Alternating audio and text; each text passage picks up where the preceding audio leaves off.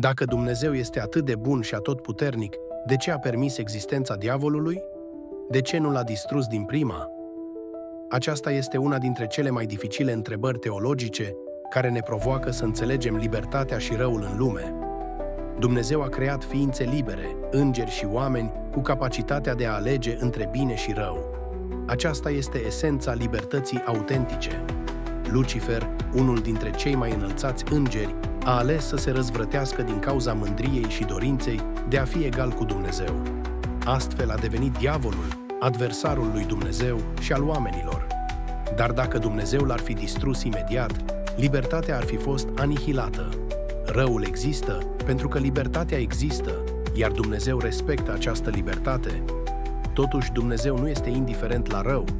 El îl limitează și îl folosește în planul său, iar în final îl va învinge definitiv.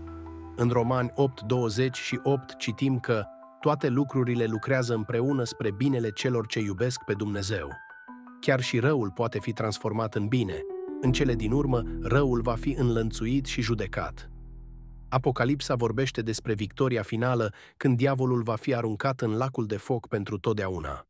Între timp, credincioșii sunt chemați să lupte spiritual, să rămână tari în credință și să aibă nădejde în biruința lui Dumnezeu.